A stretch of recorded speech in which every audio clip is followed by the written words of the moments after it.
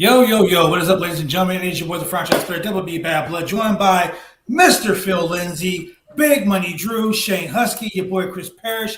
Welcome to the Roundtable Pro Wrestling Podcast. Welcome to our very first ever Ring of Honor post show. I got the royalty on today, boys. Let's get into this thing right now.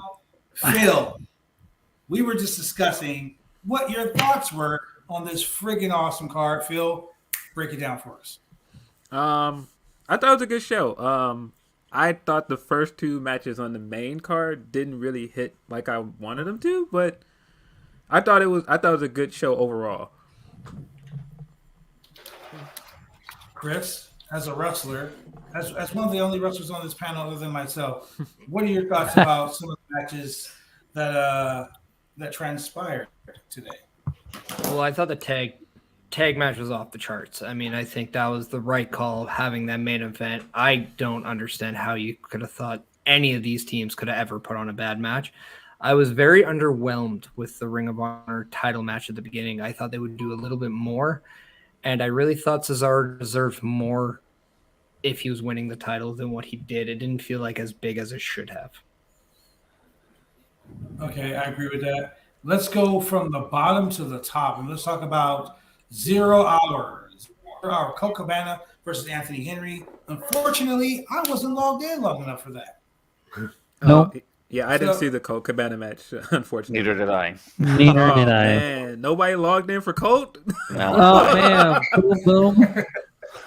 Well, for me, I was picking up Shane, so I didn't have a chance to stop and do it. And then when I got home, I got a new computer. Like I said, I'm setting it up as we're watching the show on my TV, and I'm like, did we miss Colt Cabana? Yeah, we He did. was like, I think so. I mean, I missed the Shinobi Shadow Squad versus the Trust Busters. Shane was watching it while I was setting everything up, so I really can't tell you my thoughts on that match either. The Trust Busters, I mean, obviously Daivari. Thank God they didn't have that fucking what do you call himself? The Destroyer of Gods. Yeah. Parker Boudreaux there. I mean, it's like Phil. No one ever gave you a nickname. You didn't just give yourself a nickname, right? People will give it to you. I didn't give myself a nickname. Yeah, he came up with his own nickname, and just no matches whatsoever, and None. I'm the Destroyer of Gods. But that's just Chris. You know what I'm saying, man. Yeah. You earn your nicknames in wrestling. You don't just fucking go find yourself one. Let me go. I mean, that's the same in any sport too, though. Yeah, let me go to nicknames.com and see if I can find a cool nickname real quick. Nicknames.com. Yes. Nah, man. Wu-Tang name generator, man. Nickname name. Yeah. There it is. So let's start out with Allison Kay versus our girl Willow Nightingale. Drew, what are your thoughts on this? Because I mean, we discussed Willow Nightingale the other night. Yeah, Willow, I've just recently become accustomed to. A lot of these people, my wrestling fandom is kind of newer, so a lot of these people I've only just begun to know from their appearances on Dynamite or Rampage. So Willow is one that, as soon as her entrance theme starts, you just get in the mood to watch her wrestle. It's a really, really awesome time, and I loved it. I think she's somebody that really can take the Ring of Honor women's division when that really starts to hold on. I had they did a replay on the thing and I forgot to close it of the Ring of Honor stream. Whoops. I'm back now. So, We'll let you know in 12 to 15 what the match was. No. Yeah, it was I think once they really start forming the Ring of Honor women's division, I think she would be 100% a top star. Yeah, I agree. I think, Chris, your thoughts? Well, Willow Nightingale, she was actually in Alberta just last month with Love Pro Wrestling, and that was kind of like our initiation to who she was. I unfortunately wasn't at the show, but I got to watch the show, and yeah, Drew, you're 100% right. When she enters your site before she leaves, she makes that Impact, and she's such an experience when she watches. Like, you don't forget that, and you can attest to this as a fan or even as a worker. If you're something that makes people talk about you, you're leaving that lasting impression. That's very important, and you know that star written all over it. So that's a great sign, and I really hope that she's continued to build, because I do agree she is going to be a force to be reckoned with in the women's division for Ring of Honor. I mean, me personally, man, I love watching her. She is so infectious. She comes out and it's like the mood just fucking changes. You know what I'm saying? She's bubbly. She's dancing around. She's high-fiving people. She's running in circles. Even the ref gets into it. You know what I mean? She is the type of wrestler that, like, when she turns heel, oh my God, it's going to be like Bailey. She's going to break so many hearts, man. She's going to break so many hearts. I'm here for it. I'm totally in love with her. Like, It's gonna be no more dancing. Her wrestling style, everything she does, it's so perfectly suited for her. And there are certain people that belong in Ring of Honor, and certain people belong in AEW. Some people, she belongs in Ring of Honor because she brings that energy. In AEW, I feel like she's part of a little trios group. You know what I mean? But they focus more on Statlander. They focus more on Athena. So Willow is just there in the background. And Ring of Honor, Willow is there. Like, she's out there, and people are like, see her. And when you see her, when she's out there, it's like, okay, so she's out there now. Now people actually are going to be like paying attention to her. They're going to take a really good look at her, and you can get some good hot takes out of her. What's really funny is we just talked about Colt Cabana, and if people actually knew what Colt Cabana was in the earlier standpoint of Ring of Honor in the early 2000s, she is basically the female Colt Cabana of our generation right now in Ring of Honor. Yep, she is. And she comes out talking about boom, boom. I'm just going to tap out. Boom, boom. I was like, I'm done. So Allison Kay, former NWA World Tag Team Champion. Allison Kay's been around a long time. She is no stepping stone, so to speak. And for her to have such a big win over Allison Kay live on a pay-per-view show just really elevated her. She went from being like a 7 to like a 9. You know what I'm saying? Phil, what do you think? I thought this was a great match. I think, first of all, short of going and getting the Cheryl Lynn song that Willow used to come out to, because she came out to be real when she was an indie wrestler. I thought they got a really good entrance theme for her. It fits her perfectly. And I feel like she comes out and she sets the mood for the match very well. And she wrestled a really good match. I thought when she finally hit the pounce towards the end, it looked good. And, man, the finisher looked good. This was a big win. I think coupled with the debut on Dynamite this week, it feels like if this wasn't it to tell people they're going to sign her, I feel like it's coming. Man, I'm looking for that Willow Nightingale's All Elite, real soon. I mean, like real soon. Real soon. They need to make that. Tony Khan, if you listen to Tony Khan, I'm telling you right now, bro, All Elite, she needs to have that graphic. I ain't gonna be like, oh, she's got an extended contract. Bullshit. Give her that graphic. When she gets that graphic, that's it. I'm all in. Yeah, she needs to be signed, and I honestly think she will be champion by the end of the year. Hell yes. That when she faced Mercedes Martinez in the finals, bro. Like, I love Mercedes Martinez. Don't get me wrong. I love her with all my heart. But Willow Nightingale should have won the fucking belt that night.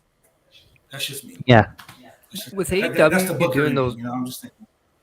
With AEW doing those graphics, like if you join your All Elite, should Ring of Honor do something now and saying like you're honored or like you've been honored or something to show that you're now like a Ring of Honor? Something like, that's not a bad idea. Too. Yeah, because like it would be nice if like Tony Khan like separated the two entities. Yeah, in my opinion, I feel like that's what they're doing. Yeah, a little bit. So I will say this: tonight felt like Ring of Honor. It didn't feel like AEW. It felt like Ring of Honor. You know what I mean? Like even from like the 20 count, even from like just the little minute things that they were doing. Ian Riccaboni, my boy Caprice Coleman, shout to Caprice Coleman. Like, they made this show Ring of Honor for me. Like, this was a Ring of Honor show. I'm pretty sure if Kate Elizabeth was watching it right now, she's fucking ecstatic as shit right now because she was like the ultimate Ring of Honor fan. Shout out to Kate. just like even the 0 hour, like even 0 hour was Ring of Honor. I mean, It really Brian was. Cage, Agony against Tony Deppen, Alex Zane, and Blake Christian. They talked about Tony Deppen being a former Ring of Honor TV champion. They talked about Prince Nana showing up. You know what I'm saying? Like Prince Nana. all of this, man. Brian Cage gets Agony now under. Yeah, bro. When I saw him, I was like, "What the hell?" Like they did that. They did that. Bringing back the what do they call themselves now? They're no longer Tully Blanchard Enterprises. Now they're the Embassy again. So bringing the Embassy name back too was like that was like a call back to Ring of Honor. Having Kerry Silk in there, like shout out to Kerry. I love Kerry to death. I'm really happy to see Brian Cage on TV again and wrestling. That was my happiness right there. I am worried for him because this feels like Team Taz all over again, where he feels like the least interesting guy in his group. I hope not. Didn't feel that way. I hope we are setting ourselves up for Samoa Joe versus Brian Cage for that television championship. Or Claudio. Can we have that? Yeah, that would be cool. Yeah, you did mention Claudio Brian Cage. Yeah. But like this 6-man match or this trios match, I wasn't really too happy with most of the stuff that went on in this match because it was like 3 big guys beating the shit out of all those other guys. But Tony Deppen, can I just say, Tony Deppen with them fucking chops. Tony Deppen. Oh man, he was doing the most, and they were talking like they were putting him over so big. Like if you didn't know who he was, and you were just like listening to the show, you weren't watching it, you'd think he was like 7 feet fucking tall. The way they were putting him over, I loved it. And me and Shane talked about this on my drive back to my house from picking him up. It's the commentator's job to put the guy over and make the all guy the time. Oh, let me just really interject really quick. This commentary team is one of my absolute favorites. I love it. Yeah, they have like commentary 101. It's textbook. It's a perfect blend of analysis and emotion. Like I love it. I want that on TV every week. They're great. They have great chemistry too. They are great. They do. They're like best friends. That's what's great about it. With WWE, you got producers screaming. You got Vince. They're screaming in your ear. Say this, pal. Say this, pal. Say this. Not anymore. Yep. You know, not anymore. Not anymore. No. He's still going to be there too. No. We just talked about it today. He's done. He's going to be there to soften a little bit of the blow. Done though. You know, I mean, you think so? You think so? He's Yeah. getting. Is that a Rhapsody exclusive I'm hearing? I don't think that's an exclusive. This is a hunch. For him to step all the way down and retire, that's a big deal. That is a big deal. Dude. I think he's done though. I think something else is going to come out. I think he's finished. Especially when they put it on the company site, they want to do that for no reason. We talked about When this. he actually goes out of his Shane way and I to talked tweet about that this. he's retiring, that's almost as mind-boggling Yeah. as actually hearing the Undertaker says he's retiring. Like that's pretty impactful. Like Yeah, I think it's a wrap for that guy. But no, they're great on He'll commentary. be at the house. when they yelled period in unison together when Willow hit the pounce, that was great. That was great. I loved it. Dude, that's what I'm saying. Like, great commentators were great. Jim Ross and Tony Schiavone back in the day were great. Gordon Soley and Joe Pedicino, great. Those are commentators. Bobby Heenan and Gorilla Monsoon, great, because they knew their fucking places. You know what I'm saying? Yep. They knew their places. But like Ian Riccaboni and fucking Caprice Coleman, bro, like peanut butter and jelly, man. Like they're so smooth together, and I love it. I love listening to them. why are you making me hungry, bro? It's like Julian and 3B. For you, Julian. Shout out to my boy Julian, who's chilling in Costa Rica right now on the beach. Yes, having a good time. Shout out to him. So we go to the Battle of the Brothers. Rush, It's Rush. Rush, but I hate saying Rush. Rush. I hate saying Rush. So Rush and Dragon Lee. Look, man. Did you skip some matches? Wait a minute. No. They went. I mean, we went Anthony Henry and Colt Cabana. Neither one of us watched that match. Shinobi Shadow Squad versus Trustbusters. We didn't watch that fucking match. So, yeah, we went through it for 0 hour. So, Battle of Brothers, Roosh versus Dragon Lee. Let me ask you guys this: do any one of you guys in this panel have a little brother? I am the little No. brother. You are the little brother. So I am the your little brother brother. has beaten the shit out of you at times, hasn't he? God no. Yeah. God no. Let's be real. I'm the oldest brother, and you and my little serious. brother. My brother, to fight like motherfuckers. my brother was a cool brother. He took care of me, but like at the same time, I outgrew him so quick in terms of like body stature because I was always like an athlete. He knew I could take him. Like when I was a young age, like he's like, nope, I don't. I was feisty. He wasn't. He's more of like that social, like when we drink, he's like, I got to be everybody's friend. With mine, I'll be everybody's friend. But if you poke me, and I don't know you, I'll snap. Like I'm the guy that's like I'll go that extra mile. He won't. I'm gonna give a quick shout out to my boy Quick Vic because Quick dude Vic? is all the way over in the UK, brother. He is all the way over across the pond watching us live on this show. So Across the shout out to pond, the him. biggest pond. Y'all guys. Hey. Across the pond, brother. So what I was getting at is brothers fight. Yeah. Me and my little brother are both professional wrestlers. He's the very best tag team partner I've ever had in my career. We fight. We have some knockdown, drag out. Like, yo, I'm your big brother. You gonna listen to what I say? I'm your little brother. I'm better. Let's go. That's what this match was tonight. Dragon Lee and Roosh beat the shit out of each other. Like I'm saying, beat the shit out of each other, and it was some of the best. I was waiting for Andrade to come down. Like, yo, let me throw hands too. So, Drew, what are your thoughts on this match? The Rush of I'm really brand new to, again, just from AEW, because I don't really watch the other promotions. I haven't been able to watch the other promotions that him and Andrade were a part of. Dragon Lee, this is my first time ever seeing him, and I am a huge fan because yeah, this is my type of wrestling, and I want to see more of that because they kicked the shit out of each other, and Dragon Lee took that crazy bump head first into that table, and it was unbelievable. And I want to see much more of him. Absolutely. All right, Chris, your thoughts? I was very impressed with the pace of this match. I thought these guys went, and they did not slow down, and that is very impressive when you go bell to bell and you keep that pace. Because you know how hard it is.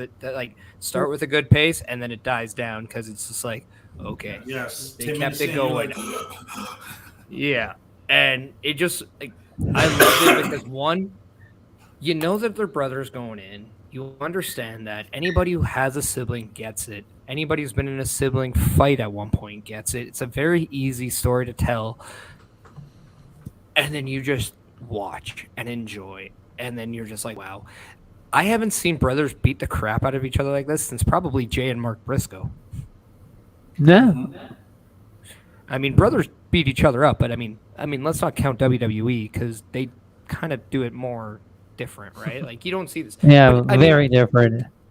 But even when like FTR had their match, they went hard, but it was a different kind of going hard, right? Yeah. Like these guys literally took each other to the limit, and it was awesome to watch. It's not necessarily my cup of tea on how they go with the moves per se, but I have a lot of time for it because I know these guys work their tails off, and I respect that. You can tell like how the match started. Like when Dragon Lee chopped Roosh, he was like, "No, give me for real." He shoved him off like, "No, for real, let's go." And they went. Let's go for real. Don't take it easy on me just because I'm your brother. Yeah. It was like boom, boom, boom, boom, boom, boom, boom. Phil, what do you think? Yeah, it was great. Up until the tag match. Up until the tag match, I was ready to say it was my favorite match on the card because I expected them to come in and do all the lucha stuff and get the flippy stuff in. Lucha thing. No. They were fighting like that. That German off the apron. Jeez. Jesus Christ! Right? Well, no, it's a belly to belly. I'm sorry. I was like, did he say mom? Did his mom say that he was the first son or something? Like, Jesus Christ, Yeah. man. Oh man, but that was on. Like, I gotta say, man, this is what, July. I've seen several match of the year candidates on this fucking show. Several match of the year. And that was one of them. ROH 6-man tag team championship match: The Righteous versus Dalton Castle and the Boys. And the boys. Like, man, I'm gonna start with you, Phil. I'm gonna start with you. Yeah, I just ridiculous. I'm gonna start with you, Phil. What are your thoughts on this 6-man tag team match? I thought it was a solid match. It did what it needed to do. It seemed like the whole purpose was to just crown new 6-man champions, and it was a good way to give Dalton Castle something new, because I feel like he got over pretty well in the match on Battle of the Belts earlier this year, and I feel like people want to see more of him. So I feel like it was a good call to put the belts on him. So you just mentioned Battle of the Belts. That's coming up with AEW really soon. I think it's like next month. I have an issue with the whole Battle of the Belts thing, because in my mind, Tony Khan is trying to create Clash of Champions. You know what I mean? Mm-hmm. And that would be great. Now you have all these AEW championships. You have all these Ring of Honor championships. If I were to book this show, the Ring of Honor Women's Champion would face the AEW Women's Champion. The Ring of Honor World Tag Team Champions would face the AEW World Tag Team Champions. The Pure Champion would face like the TNT Champion.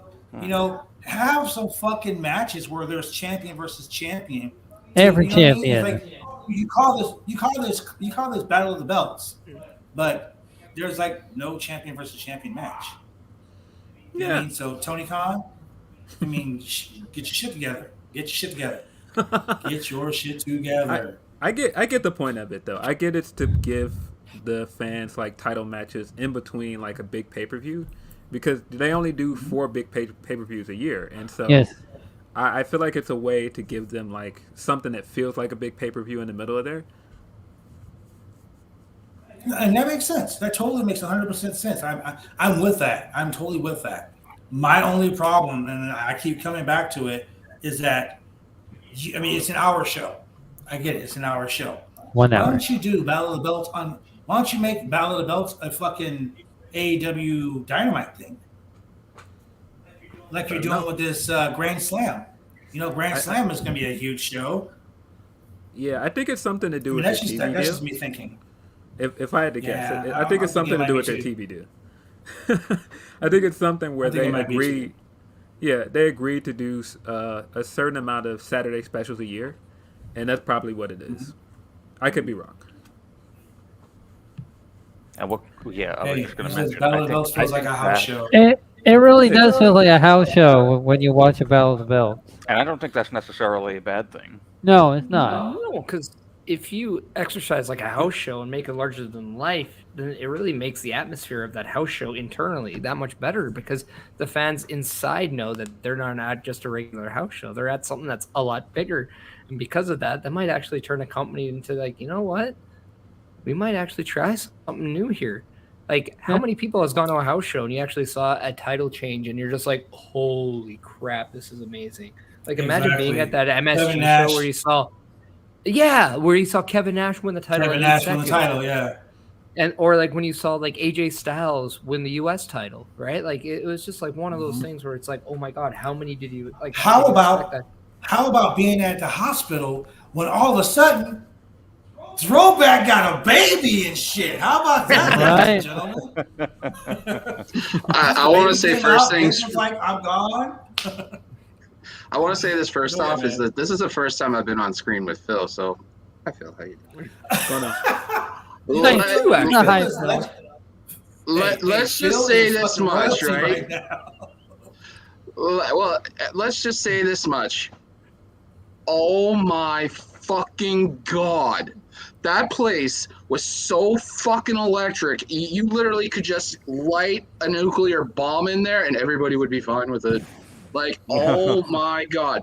This show from top to bottom was probably, for me being a wrestling fan, I've been wavering since everything that's happened with Raw in the past and stuff, but this reunited me as a wrestling fan. Like literally top to bottom. Like I was on my feet. Hell, the person who was dealing the usher yelled at me for standing in the middle of the aisle, and I get a text from BJ. I think I seen you on TV.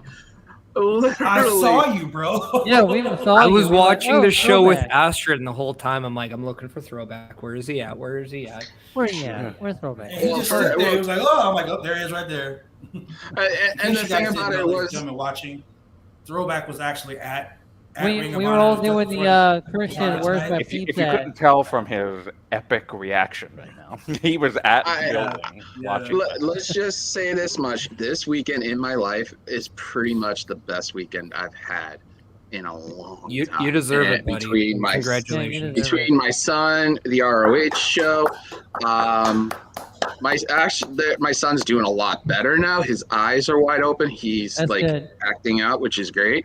He must have I saw get the to be tag on the match too. screen. I got to see. I'm hanging out here with a bunch of people, good friends and stuff. So I mean, it's well worth it. But oh my fucking god, that FTR match versus the Briscoes. You guys are probably just back from there. But I want to say this: we haven't got there. We haven't got Okay. there yet, so keep We haven't keep got there. commenting about it. Right now, we're going to Where talk are you about guys the at Ring of Honor now? Women's Championship. Ring of Honor Women's Championship. Oh match. my god, on that Martinez, Serena Deeb. Okay. The crowd was so electric. It was just. Let's just say this much: half the crowd was with Mercedes, half the arena was with Serena, and then like everybody was going crazy. Like for me, I went, and I know you guys probably already talked about Claudio and Grisham, but that was like an emotional kind of thing, a wave. Like literally that whole way everything was told and stuff like that. But there's something that I'll tell you guys that happened after the pay-per-view went off, and it's kind of touching because it's something FTR did, and it was really touching. They brought a kid into the ring and handed the kid 2 of the titles that they have out of the three sets, and had the kid up on the turnbuckle and in the ring holding the title belts. And that's just to a point where I say, do a good deed, pay it forward. That's something that people have to understand. There are good people like that. Oh, Yeah, FTR, just from all accounts, are just great people. They're just humble tremendous people. professional wrestlers, but they're good ambassadors of the sport, and they're really good. And like that's the most important thing is like you've seen like within the 80s, like how much crap wrestling dealt with because of how many negative stories are. It's very nice to see all these positive stories come out because pro wrestlers are just good human beings as well.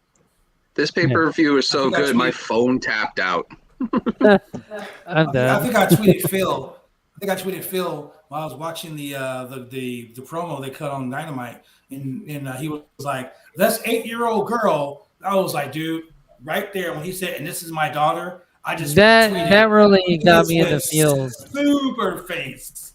He went So- super face. There was So nothing the he other could do question wrong. I have is that I don't know if they showed this on TV because I wasn't watching. I was there. Did they show you guys the card for Fight Fest? Yes. Yes. Fight for the Yes. Fallen? Okay, Fight for the Fight fall. for the fall. Fight Fest. Yeah, like When that. Bryan I was Danielson- like Fight Fest. Well, When they announced that Bryan Danielson was back, I popped. I was like, yes, him and Garcia, bro, that's gonna tear the house down because those look, Trinity, Mercedes Martinez. There was a spot in this match where Mercedes gave her this German suplex off the top rope, and she was upside down. Her fucking head, she folded like an accordion. I Legitimately. was just like, as a wrestler, I'm gonna tell you, I've taken one bump like that, and when you lose feeling in all your extremities from a bump like that, just the shock is scary. To watch her take that bump, I just sat here like, It was really that was scary the to same. see. The reaction you had at home was the reaction in the crowd. They were just like all in shock, but they were all like happy kind of shock. Like they were like, but they were still in shock that happened. Yeah. Martinez had that one submission that just twisted Deeb like a pretzel. Oh my yeah, God, that's yeah. submission. I was impressed by that one. My body cannot move in those types of directions. I wish my body could move like that. While I was there too, I even texted Drew. I'm like, they even threw the kitchen sink in this pay-per-view, in this show. I literally like, and I still have to go to the hospital after this. They really don't give two shits about those reactions.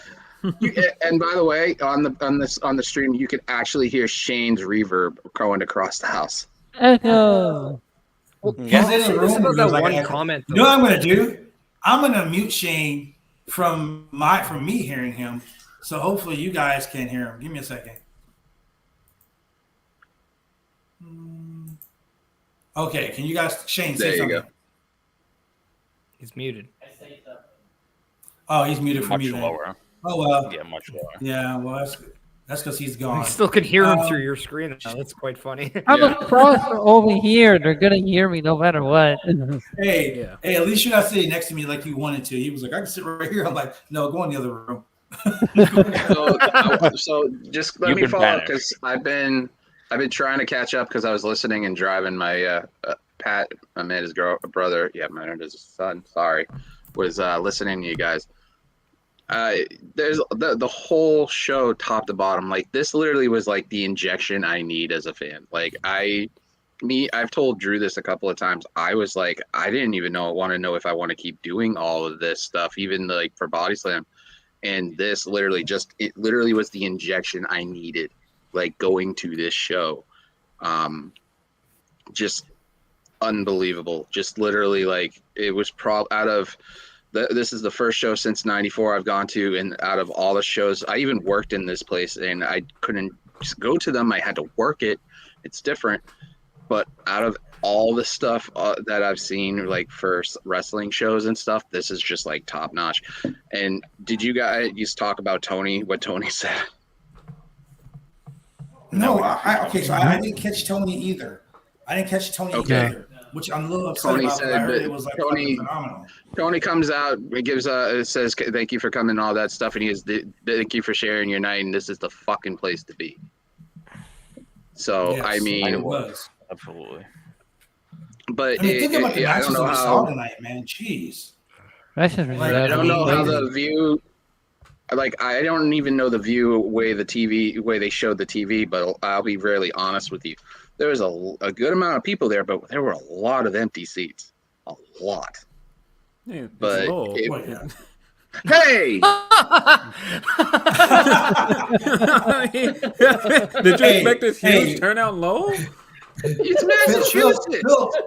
Phil's gonna be the podcast. He's gonna be the podcast heel tonight because I wasn't gonna say shit. Oh wow! I mean, I'm just saying. That was funny. He's from Lowell, man. He's from Lowell. I mean, I love it. I didn't see a lot of people traveling for this show. Is what I meant. Like, it's not like. Like it's different if it was somewhere else and I could see a bunch of people traveling to go to this show and it was going to pack out. But no, they announced it last minute and they were like low and I was like it's not. Let's just say this much. Let's just say this much. There's somebody on this panel right now that was thinking about traveling to Lowell. Actually, yeah. So there's people that actually have. When I was in line to get in. There was people from like New York. It's not that bad. I've been to Lowell, so it's not really that bad. Like I mean, I passed through going to wrestle for. I live in Canada, and there are some really bad places in Canada. So I mean, I don't think. Let me put it to you this way. Hey man, don't blame Canada, blame yourself. Okay. Put it to you this way. I don't blame yourself at all. We have healthcare. It's awesome. But if you had the choice, right? Trust me. and you were like, "Hey, I'm gonna travel for wrestling for the next few weeks," and somebody was like, "Hey, you want to go to Nashville and go to like this crazy good card for this last match for Ric Flair or SummerSlam or StarCast? Or you want to go to Lowell, Massachusetts and go to Ring of Honor show?" Okay. Most people are gonna pick Nashville. I'm gonna tell you. Me personally, I would have went to Massachusetts for the simple fact that I don't want to go watch Ric Flair die. I don't want to be a part of his fucking. What? That's a lie. Death There's a Before part of you that wanted to see him die. But I want to. let me point- Hey, I ain't gonna lie. That's messed up, bro. I don't want to give. I want to But see let the me match. point this out, I too. don't want to be part of the. I don't want to be a witness to a murder. Dude, everybody's Okay. going to be the witness of the match if Ric Flair's dying. What do you mean? So let me put this in this contest because JPJ did say this earlier this week on Between Two Beers and his stuff. This week, starting with Ring of Honor, kicks off an entire week of wrestling in Massachusetts. This show, you have AEW going to be in Worcester, and then you have SmackDown in Boston. An entire week leading up to Boston previously. My day ever since Brody's been born, everything's been ass backwards. But you literally have a full week of wrestling in 3 different parts of the city of the state. So if somebody said, well, if you had the choice to go to Lowell to go see Ring of Honor, go to SmackDown in Boston, and then go to AEW in Worcester, sorry, Phil, but I'm telling you, I'm taking the triad right there in Massachusetts, man. And I will stand by this where this city, and let's just say this much, this city is the same city in this state that had killer matches with Ring of Honor and also had killer matches in Chaotic Wrestling. You have 7 or 8 alumni from Massachusetts in Lowell from Chaotic Wrestling that are in AEW and WWE. And that's right there is the And they whole wrestled for appreciation hour. Chaotic Wrestling for 4 or 5 years. And I'll even tell you one of them. Sasha Banks, Mercedes KV, was the Chaotic Wrestling champion for 3 years. Kofi Kingston wrestled for Chaotic Wrestling in Lowell, down the street from where I live, 2 years. Tommaso Ciampa worked there. The list of people that have worked for Chaotic Wrestling in Lowell because their training facility is in Lowell is insane. So I'm standing by it. Those 3 names sound great, but are you going to SmackDown to see those 3 names? You're not going there to see Sasha because she ain't there. There's still names on there. I don't know what Ciampa is doing right now. You're not going there to see Ciampa. The beauty Yeah, but of I can this, go see Damn, Kofi. Phil.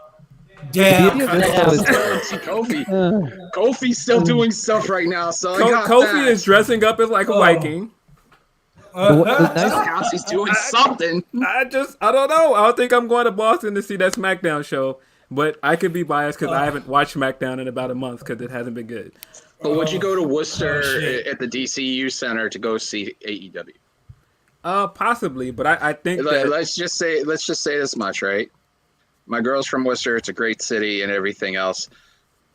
But if you had to pick between where the Garden is, where the center is in Lowell, and everything else, I'd rather go to the center because of the fact that if you walk out of Boston within a mile, 10 to 1, you can get mugged. But this, God damn. this, I hate to say it's Boston, but this city right here, it has like a craving for wrestling, and Ring of Honor has been one of the staples that's come here over the years. They've even gone to Cambridge too. So I mean, this state I'm giving is you a hard one of the time at major this point, players but- in that. But it is funny that you were like, yeah, Sasha. Like if you showed up to SmackDown with like the big boss shirt and you had like the glasses and everything, like, yeah, I'm here to see Sasha. And you haven't watched TV in a few weeks, and you're like, yeah, she's gonna be on this card, right? But I have an excuse too right now. My son was just born 24 hours ago too. to be So fair I with didn't get Vince to not watch being in SmackDown. charge, Sasha may be at SmackDown now. We don't know. Yeah. Sasha. But the one thing I Well, want to Well, say, I guess. the one beauty I guess thing Sean about Entertainment, not mixing with Sean Rossett from Fightful. Sean Entertainment put out something that Sasha is going to be at SmackDown. I take that with a grain of salt. you heard it here. Okay, here's the deal. But with that being If I have to watch fucking SmackDown, if I watch SmackDown and Sasha doesn't show up, I'm gonna go look for that dude. He gonna owe me 3 hours. You didn't He hear gonna it owe from me first. He gonna owe me. He gonna owe me 120 minutes of my life back. I'm just telling you. He's popped into the Fightful chat a couple of times too. I've seen it. Yeah. But the one thing I want to actually defend Lowell on before we go any further, what I love about Ring of Honor, it's staying to its roots to where it was, though. The beauty Yes, part it about is. Ring of Honor, where it started, it didn't go to the major markets. It went to the smaller cities, and it became like one of the best wrestling companies because the word of mouth became so popular back in those days. Wrestling fans went crazy. Why? Because I went to small places in Illinois and got this hoodie during WrestleMania weekend. And it was so much fun. Ring of Honor just had that niche, and it became such a breeding ground to where we see all the superstars of today kind of come and gone. And it's full circle when you're seeing Samoa Joe, Jay Lethal, Claudio Castagnoli, among Stone others Castle, the boy. like Mercedes Martinez, Serena Deeb, who have traveled the world and came back, and they returned back to a place that Ring of Honor really cut its teeth in. It was really cool to see these places host Ring of Honor again, because if it wasn't for these cities, Ring of Honor wouldn't be where it was today. Yep. Yeah. And Well, that I put out That's true. This match was such a great match, like such a way to bring women's wrestling, like such a hotbed. Like women's wrestling has been taking like a hit lately. You know what I mean? And to have this match, Serena Deeb, I gotta say, hands down, one of the very best fucking women's wrestlers. Hands down, one of the best wrestlers. No gender at all. The wrestler, one of the best wrestlers in the world today. The gimmick, the professor, that is not a gimmick. She is legitimately one of the woman of 1,002 holes. She's the female Dean Malenko. To have her wrestle Mercedes Martinez. Does she know an arm bar? Yes, she knows an arm bar. She knows a pink. I'm She gonna go knows the with difference between an yes. arm bar. Hey, she knows the difference between a wrist lock and a wrist watch. I'll tell you that. What about the Saskatchewan spinning nerve hold? She probably came up with that shit. I don't know. She's that good. But this match not only had 15 minutes, but they had 15 minutes of pure wrestling.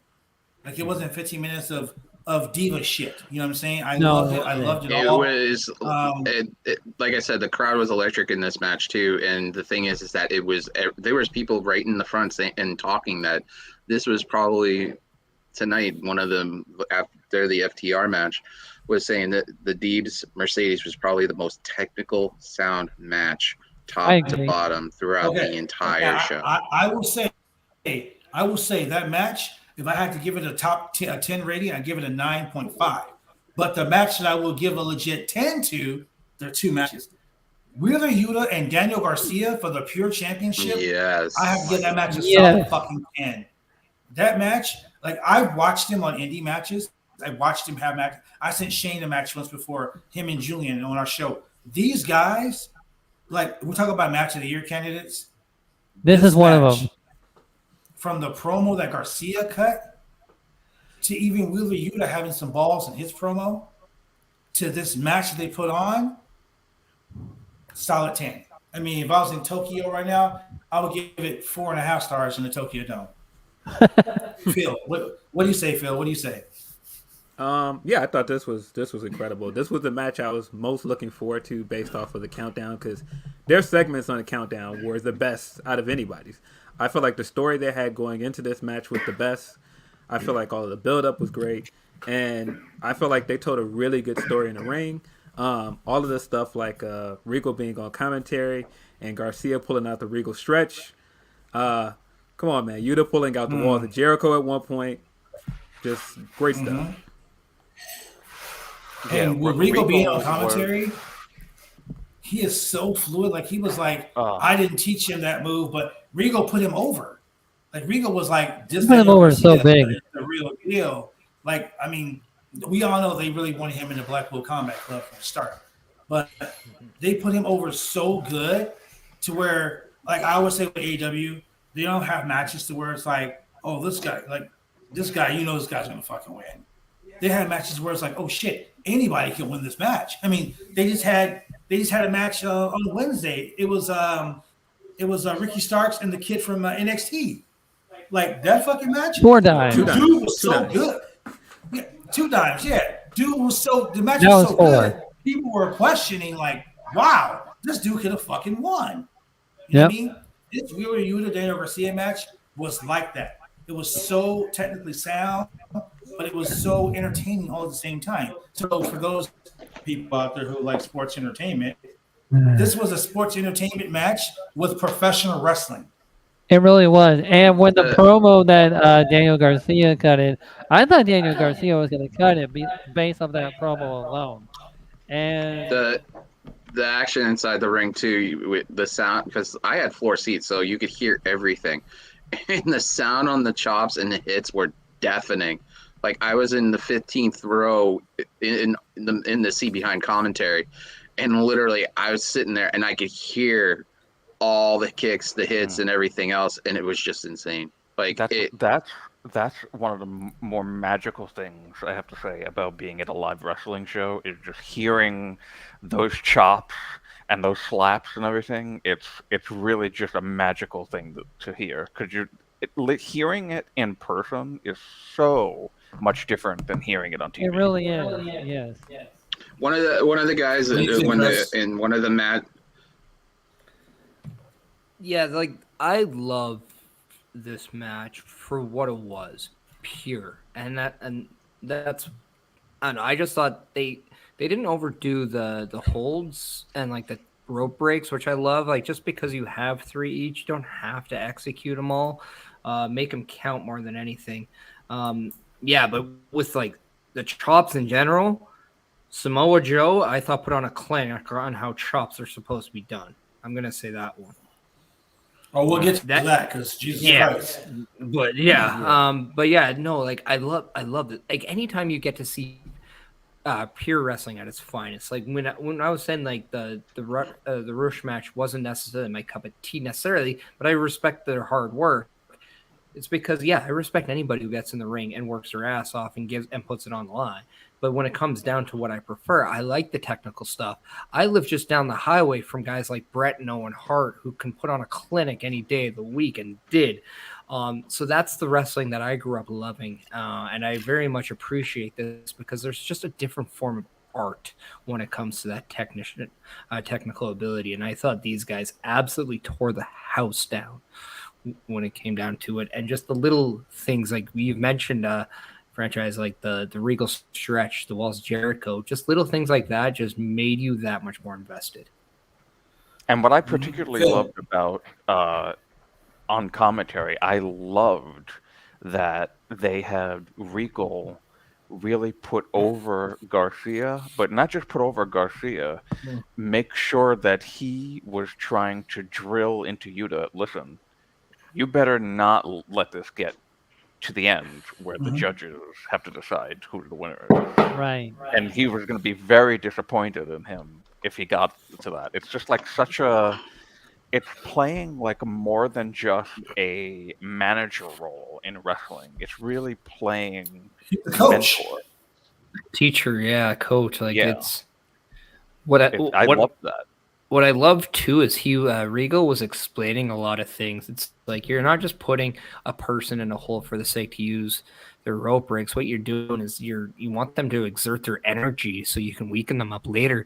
He's very articulate with how he says and explains things, and I thought this is what Regal is meant to do too. Like he is meant to educate the people about pro wrestling because he's so good at it, and that's why I thought it was just such a missed opportunity with WWE at times when they didn't say, hey, we need somebody in the booth. We have Regal. Oh, no, we're going to give it to Joe Schmo, who, has TikTok followers. You're like, oh, cool. Yeah, good job. Yeah. What do you think, Phil?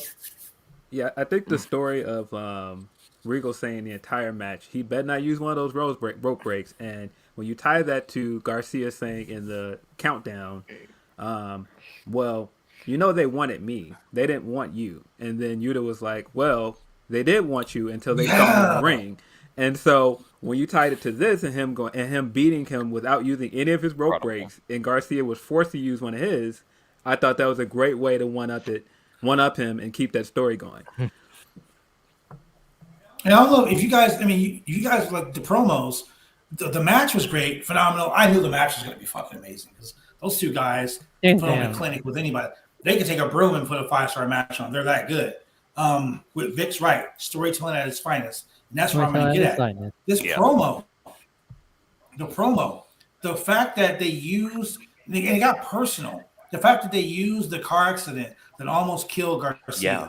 You know what I mean? Yeah, And we that's all know why I about the thought accident that why he was happened. gonna win. Yeah, and the way Garcia was like, I owe my life to Chris Jericho. Jericho donated so much money. Jericho did this. Jericho did that. Jericho did this. Jericho did that. Like the way they put him over, they kind of made Garcia the sentimental favorite. They kind of made him a face because now you're like, shit, this dude is so good, and his life almost ended. This is why he's with Chris Jericho because he feels he owes it to him. Maybe he's not so bad.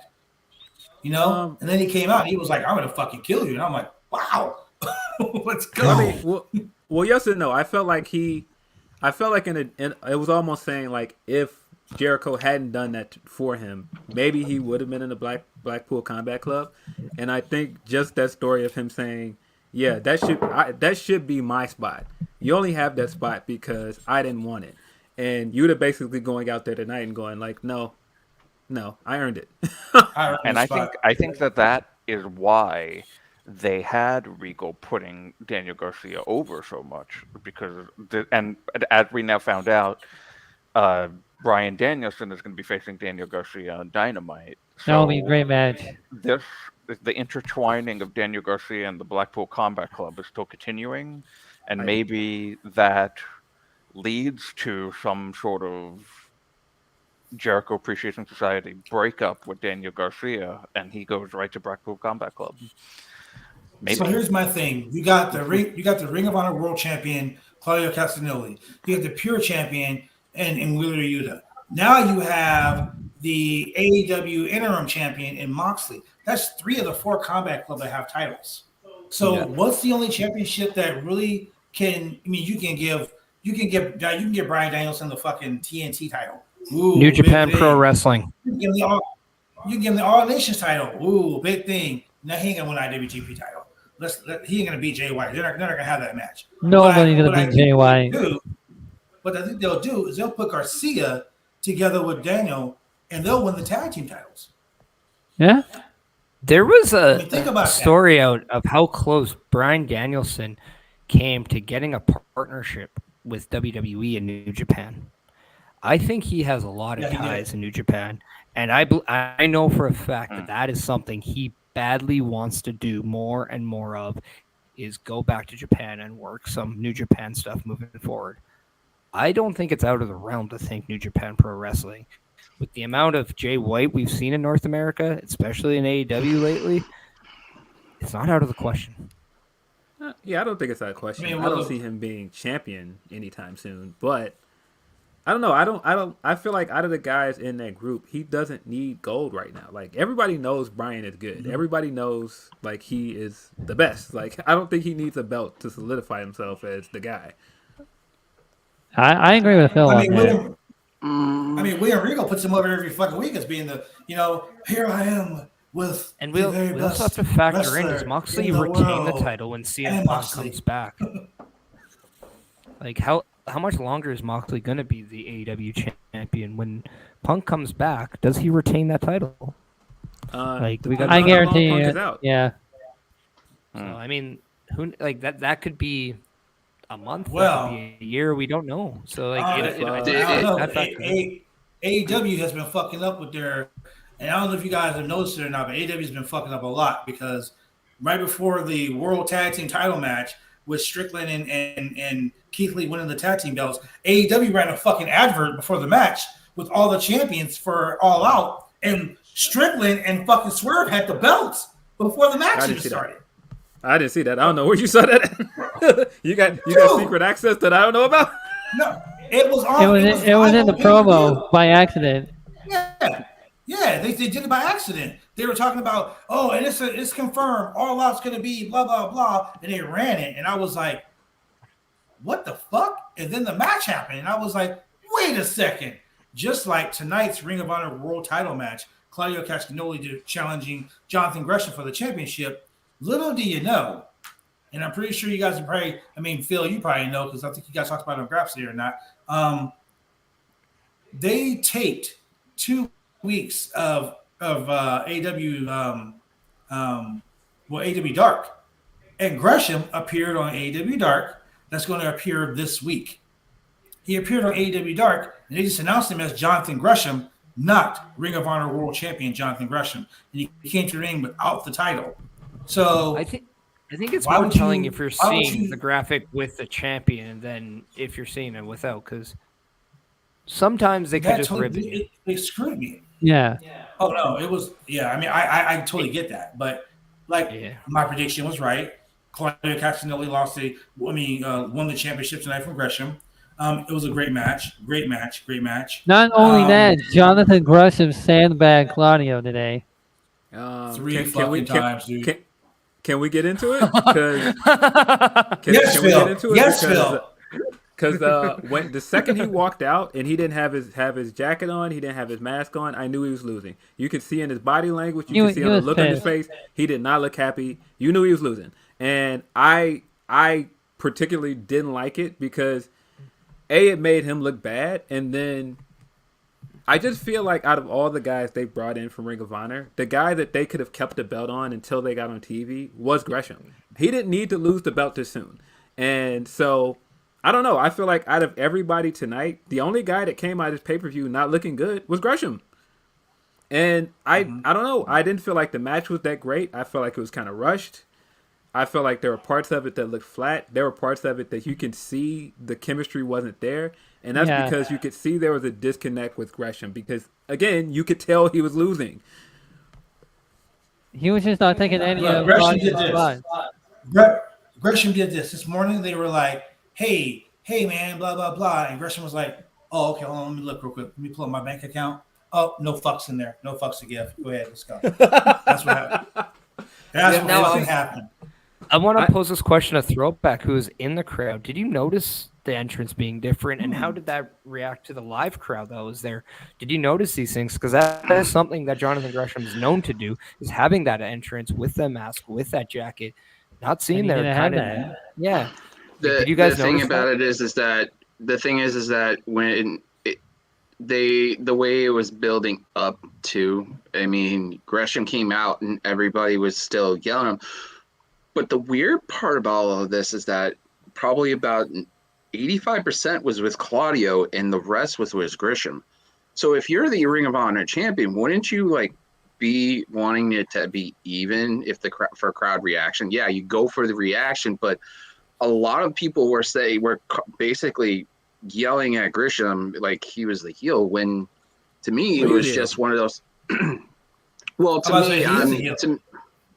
yeah, but I'm saying to me, like going into this and with the expectations of like, obviously I knew Claudio was probably going to win, but the expectations of like a championship bout, because to me was something in my head where it's like, you know, I thought this was going to be like the mid match or the whole card, but I've literally thought that the way the crowd went and everything towards the end of it, after the match was all said and done, the crowd was literally back to where they are. And I think even though his body language and stuff like that, like you guys said, was not into it, I think afterwards when, you know, it was all said and done, I don't know if it was on TV or not, but he walked out there and he looked back afterwards and right before the curtain, and his body language was completely changed. It almost looked like he had a weight off of his shoulders. Yeah. Okay. I think he now that you said that. Now that you said that, I want you guys to go back and I want you to watch the end of the match when Claudio stood in the ring with the belt and he went to go shake Gresham's hand. Gresham looked at him and Claudio mouthed these words to him: "Thank you for carrying this company on your back." And he shook his hand, and Gresham looked up and said, "Fuck it," and walked away. Read his lips. He looked up and said, "Fuck it," and walked away. So, Quick Vic says he even deactivated his Twitter. Wow. So, well, I think he deactivates his Twitter pretty often. I'm not sure if that's related to this, but it just didn't look good, man. I the way he came out, like I've seen him do entrances 100 times. It just didn't look like him. It looked It very didn't look like him. It looked, I don't know, man. It didn't look good, and there wasn't much fanfare for him coming out as well. I think it was very telling that they turned him heel and put him in a heel stable, and then changed his stable directly before he walked out there. It was like they just changed yes. They just turned him heel, and then you took Tully away from him before the pay-per-view started. And that's not to say the Prince Nana stuff won't end up being good, but it just shows how everything going into this match was just rushed. When you confuse a talent though that much, it's hard for the talent to feel comfortable in the situation, and sometimes it just plays a heavier weight on the shoulder when it's like, all right, if this changed, that changed, what else is going to change? That title represents the only thing that he has that connects a tie to Ring of Honor at that point, and if you push the guy to the bridge or to that edge of the bridge, he just might say, you know what? Take this final weight. I just want to be let free now. And I just thought like this match didn't come off like a world title match should. And because of that, I just thought it was just a salty situation. And I really don't think a world title, A, should be presented first, but B, now with all this information, I'm not surprised now. And maybe that was another thing going on first, another thing that just pushed Jonathan Gresham to the brink of an edge to where he just didn't care. And if that's the case. And that's where my point came about. That's where my point came about where the crowd reaction, it was literally like 85-15. And then towards the tail end of the match, going into the last part of it, it was literally like 95-5 until like the very end of it after the bell. I'm happy for Claudio. I've been a huge fan of it. Like I've said on my stuff that there's a litany of people that, because of my epilepsy, because this is the first show since I was diagnosed since '98. So everybody who's gone to these shows constantly said it's been great and stuff. This is the first one that I've been to, and that's why I mean it's re-energized. So for me, Claudio was one of the people, Joe was one of the people, and just like a lot of these people that came in here that I've always admired and stuff, I can finally check mark all those off and be like, I have one dream match that's in the indies that has two people on this panel that I'm dying to see, and that's it. And then I'll be happy. Yes. I mean, hey, I'm happy for Claudio, by the way. I don't want this to come off like, oh, well, I don't know, man. It didn't come off well, and I don't think it gave Claudio the crowning moment he should have gotten for his first world title win. Exactly. I wanted to ask you this too, because what was your reaction? Well, let's just get it over with. That's what it felt like. And this is going to tie into the Yuta thing too, and this will give it a little bit, because obviously if somebody's watching this and they haven't watched it, I'm sorry, I'm going to spoil this part. What are your thoughts at the end of the show with FTR and Casanova and Yuta at the ramp with Regal? So that to me was very telling, that the possibility of the Blackpool Combat Club running Rickshaw in ROH. No. This is what I saw there. I saw two guys coming out and another two guys in the ring with a whole shitload of belts, and William Regal giving those guys a thumbs up.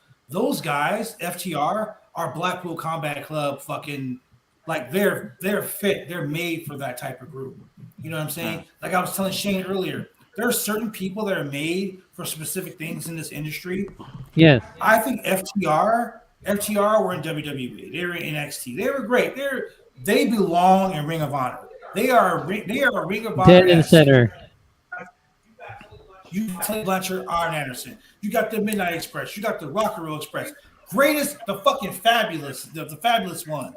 You know, you got the Lightning Express, Brett Armstrong, Tim Horner. All these guys, tag team wrestlers. The Hart Foundation, tag team wrestlers, right? FTR fits that mold. FTR, to me, is the modern day version of all those guys rolled into one. And who would fit better in a pure wrestling group than FTR with the Blackpool Combat Club?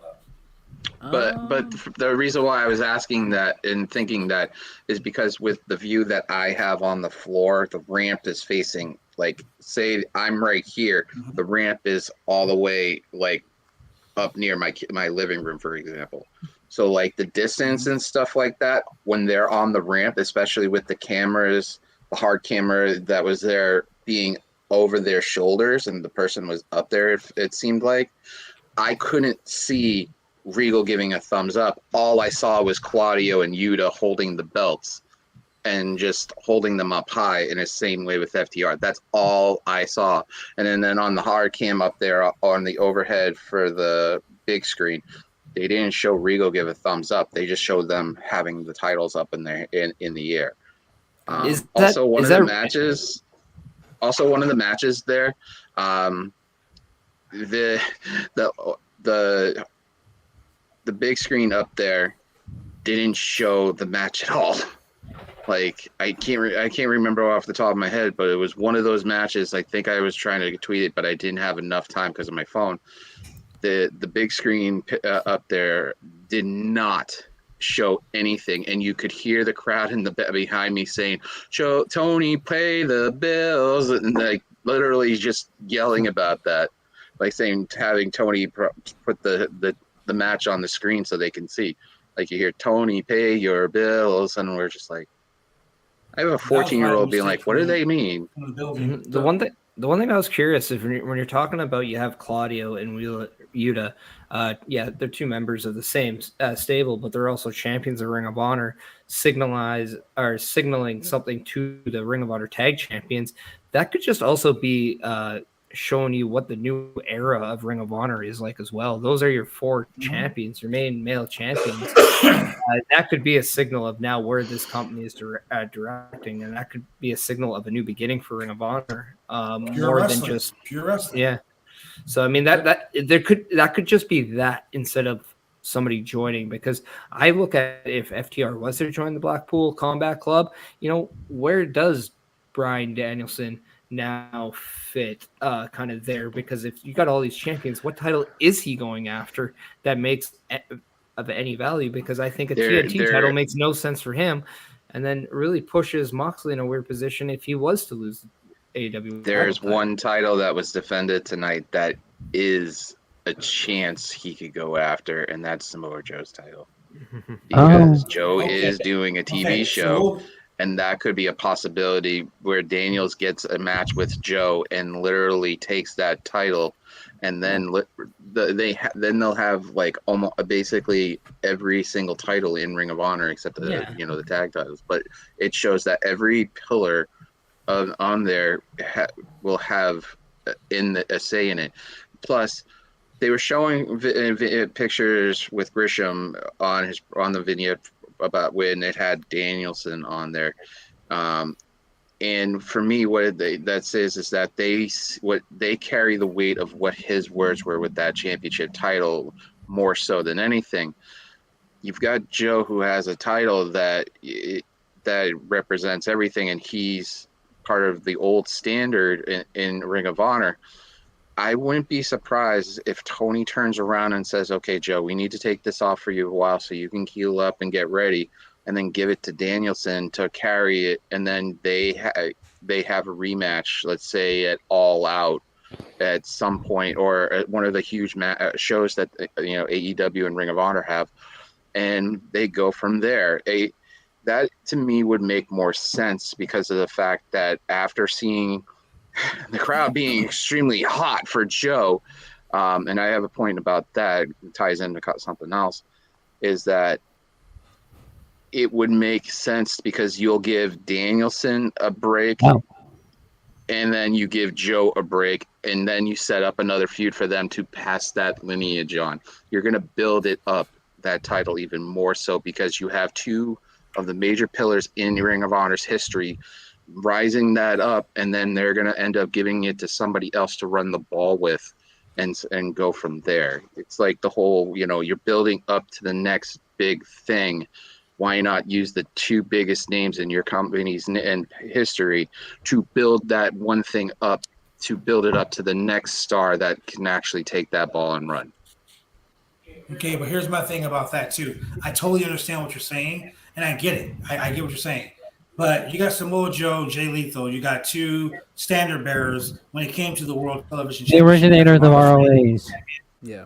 Yeah, you got like the four pillars of ROH, so to speak, right? But what has Tony Khan said that he wants to do more than anything in professional wrestling? He wants to build new stars. Ring of Honor, I don't want it to be a developmental like NXT. Let's just make it what it is. Ring of Honor is its own entity. But you got guys like Claudio Castagnoli as the head guy, the world champion. You got the world tag team champions in FTR. You got Wheeler Yuta, who is, in my opinion, the only homegrown built talent right now as the pure champion. Give the world television title to Jay Lethal. That didn't make any sense to me, so I'm glad they didn't do that. Having Samoa Joe retain the television championship made sense to me if Joe was willing to put it on someone else, someone younger, someone who's ready to someone who's ready to take that next step. And when you get guys like that, when you got Samoa Joe being the locker room leader, the standard bearer for the TV title, right? You bring in a young Daniel Garcia. You bring in some of these. Daniel Garcia will be a good fit. You put the TV title on someone like that, and you keep them on Ring of Honor TV. You get rid of some of these fucking AEW shows. Get rid of fucking Dark Elevation. Get rid of AEW Dark. Make that Ring of Honor Dark. Make that Ring of Honor Elevation or some shit. Give them their own. I mean, you don't have a television show. You got 15 fucking YouTube shows. Give them one of the YouTube shows. Take these young guys and put them on that show. Let them elevate themselves. Let them elevate those titles because, like I was saying earlier about championships, the belt don't mean shit. It's the person that makes the championship. I was the AIWF American Heavyweight Champion. Hold on. For 499 fucking days. Wow. I dropped the title. The guy who's the champion now, no one knows who the fuck he is. We're shooting, bro. Like if you legit. Hey, wow. Hell yeah, I'm shooting. And I'm being honest with you because it's not really wanted 500. Like, oh, I'm the new champion. Ooh, look at me. I'm the new champion. Okay. Yay, look at me. If you want to get a laugh, for the Wicked Crazy Pinfalls champion, the Big Money Drew is the current longest reigning defending champion right now. On Monday, I'll be the longest reigning champion. On the ending, I didn't see it as them joining back. I still owe the rematch, by the way. I feel like they're setting up to a trios match because, like, who are FTR aligned with that Blackpool Combat Club might not like? I don't know. Maybe the world champion that Mox is gonna have a match with soon. CM Punk. CM Punk. My thing too is if this Combat Club is going to target all the titles in Ring of Honor, at some point they're going to have to introduce a woman and take away that woman's title if it's not a Mercedes. So I mean, but that's just it. Like at some point, like we're going to see that. And I'm curious if it's not a Statlander, like who could it be? Because there are some great women out there that could. I personally think Jade Cargill might be that perfect person to add in. Somebody was saying, I don't know if it was on Twitter or something, or somebody was on their stream that they thought that Saraya would been in at Ring of Honor because supposedly there's a rumor going out that she signed with AEW. I don't know if it's confirmed or not, but if that was the case and if that happened, I literally everybody's jaw would have dropped. That would have been the biggest surprise of the night. I go two places for my news sources. I go to Sean Ross Sapp and I go to Grapsody. If they ain't say shit, I ain't gonna fucking believe it. Real shit. That's why when they were like Vince is retiring, I was like, did Sean Ross Sapp say Daddy that? Sean. No? Okay, wait till I see it. And then Sean said it. I was like, okay, so that's true. I was Vince tweeted it directly. His own Twitter where he. Yeah, but I didn't see that at first. That's what I'm saying. Yeah. So, hey, motherfucker, take what I say as a compliment. If I hear from Bill Lindsay, I hear from the Godfather himself. Take it as a compliment, man. That's real shit. So back to the whole Joe Lethal match. I'll believe it. Oh my god. So one of the things I posted on Twitter, which is kind of true because a lot of people forget this, Joe left a few years back as a champion, brings this championship and retains the champion. So it means that no matter where he goes, he can still be a champion. He's relevant. I'm only connecting history. It goes back to my LOL argument because he won the NXT title in LOL. He came in with the title into LOL. He left with the title in LOL. If Ring of Honor decides to do something on a regular basis around here, I will say the next huge thing they do is going to be in Cambridge. And then in Brooklyn. Going off of that. Before Gresham lost, I was like, they should do an Atlanta show, but now I don't know. yeah, I don't know, man. So going off of that, we have the World Television Championship match. Samoa Joe retains. The match started out pretty hot, like the beatdown. Like it was the beatdown lasted longer than the fucking actual match. Like, no tomorrow. I looked at Shane. I said, did the bell ring? I thought it did. Oh no! I'm like, dude, Satnam Singh just fucking nailed them, bro. Like, did the bell ring at all? Like that whole 15 minutes of them fighting, and then 5 minutes in the ring for the match.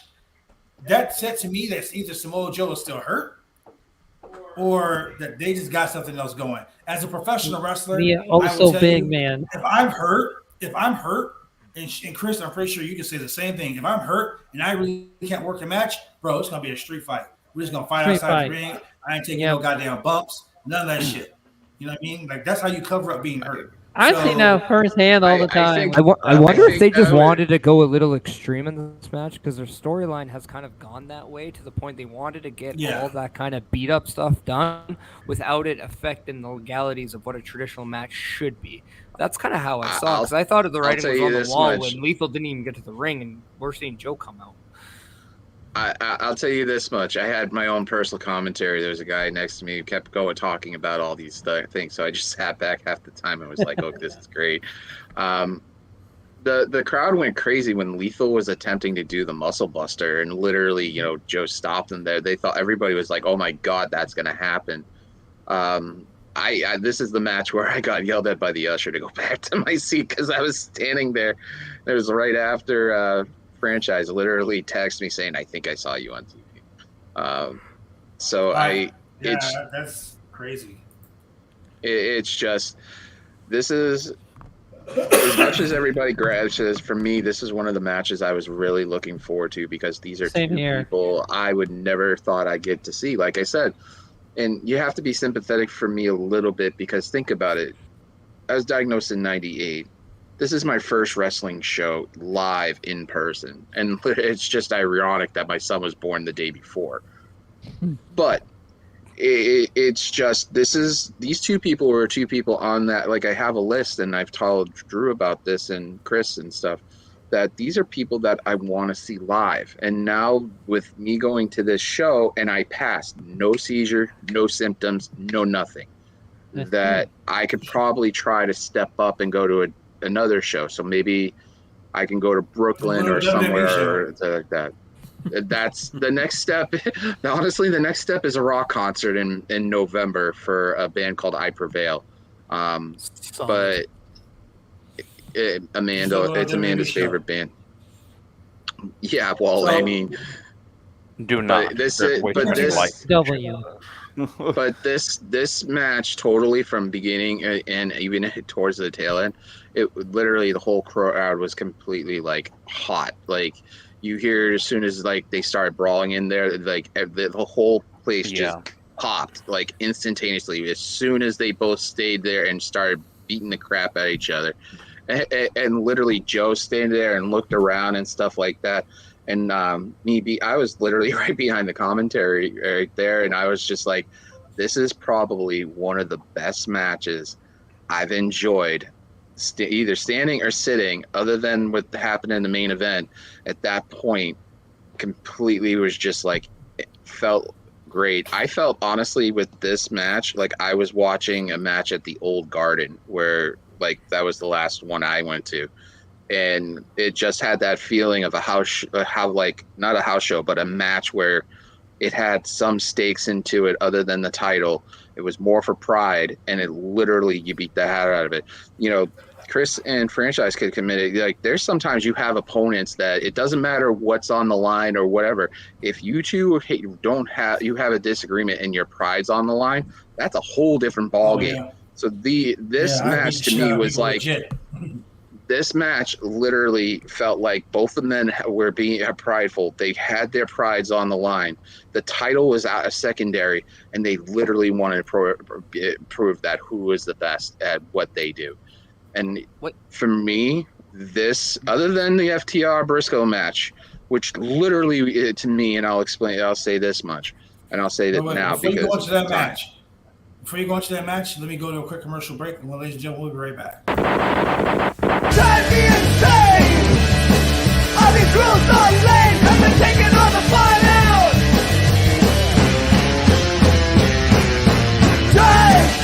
Drive me insane! All these rules are lame, cause they're taking all the fun out! Drive me insane! All these rules.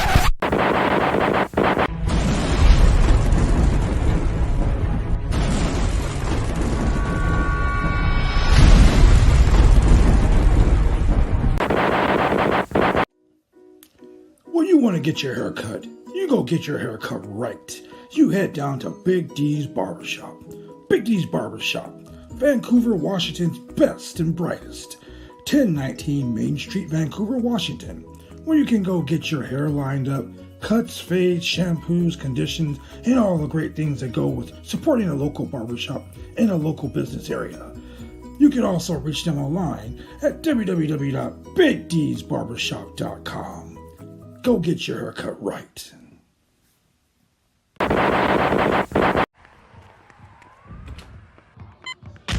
These are more than just the sounds of a safe place to go after school. These are the sounds of interest being ignited and of mentors making an impact. At Boys and Girls Clubs, we don't do just one thing. We do whatever it takes to meet the needs of every kid who comes through those doors. Because whatever it takes is what it takes to build great futures. Great futures start here.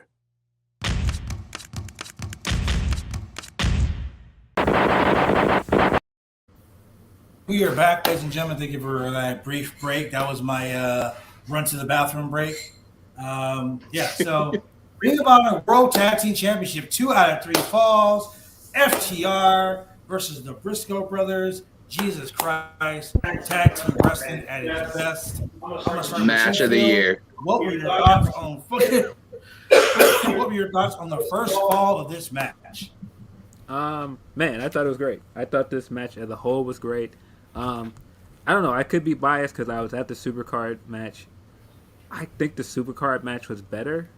But I think this match was like right behind it. This match was very, very good. I kind of figured the Briscoes were going to get the first fall so they can get the edge. Because I kind of figured that FDR was going to win. And so when they got the first fall and then they basically got screwed out of the second call because of the ref being out, I thought that was a great way to keep the match going and a great way if the Briscoes wanted to challenge them again to go, you guys got lucky. I can tell you right now from being there, the count that people were saying live at the person next to me counted like 20 until they figured something out. Like, we were just like enjoying it, and I honestly think from start to finish for that whole match, for me, this is the match of the year. Like, bar none. Doesn't matter what else is out there from either a live perspective. I haven't seen it on TV. I would love to watch it on TV. But from being there live, the reaction of the crowd, how hot the crowd was, how interested the crowd. Like, was seeing people next to me, because I had my girlfriend's son with me, that were literally on the edge of their seats. Like, there were people falling out of their seats in certain spots because they were so excited for this. They had people standing and getting yelled at by freaking security because of the fact that they were pushing the rail a little bit too much. This match is literally pound for pound the greatest tag team match in the modern era, just by way it is.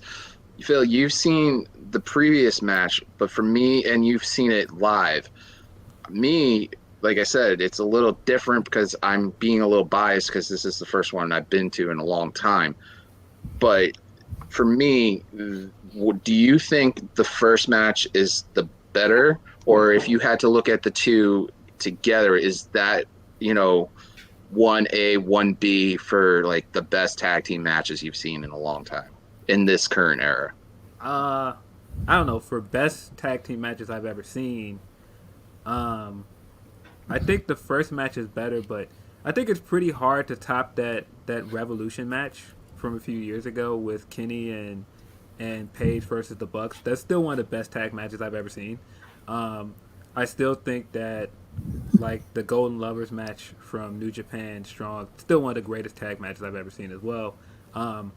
Like that's at least in my top 3, but I don't know. I think the first match is more concise, and I feel like some of the moments hit harder because it's more concise, and I feel like the crowd was louder and it was more electric during that match at Supercard as well. I don't know. It's just It's small differences, but that's not to say this match wasn't also great. This match was exceptional. Did you guys hear what the crowd was saying? Like they were saying bloody titty, like literally. I heard that. They were saying that.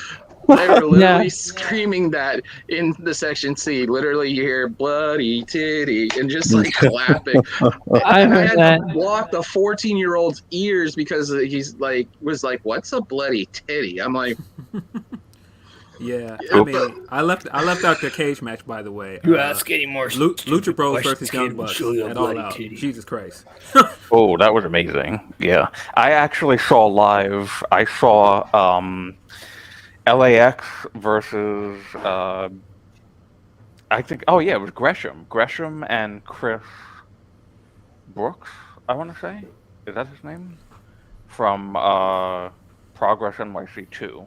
That was an insane tag match. That's the greatest tag match I've ever seen live. Because I didn't see. Yes. Oh yeah.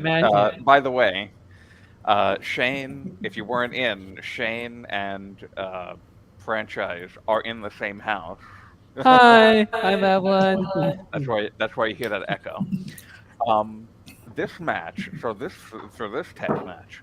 I do actually also agree with Phil that the first match was better, but I guess maybe it's because that was just a straight match. There was no gimmick involved. There was no 2 out of 3. I probably, when you're going into grading matches, I feel like even for myself, I'm not the type of person that will take a gimmick match over a straight up one-on-one, one fall type of a match. But boy, this match was great.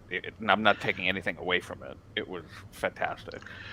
For me, because this year for me, this is this generation tag team wrestling. I think it's up there. For me, it's the best one I've seen in a long time, but I think it's up there in the top 10 at least.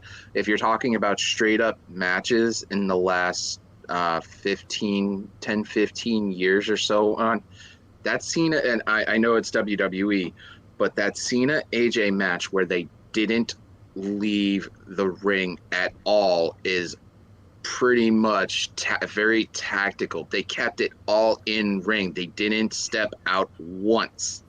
That you do not see at all. You don't see it. 2 people keep it in the ring.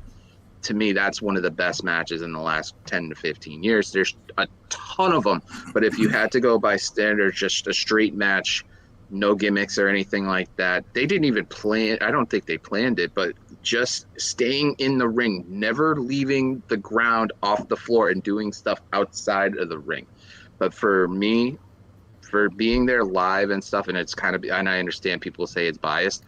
To me, this is probably out of the 35 years of being a wrestling fan, this is for me probably one of, or not the best tag match I've seen in a long time.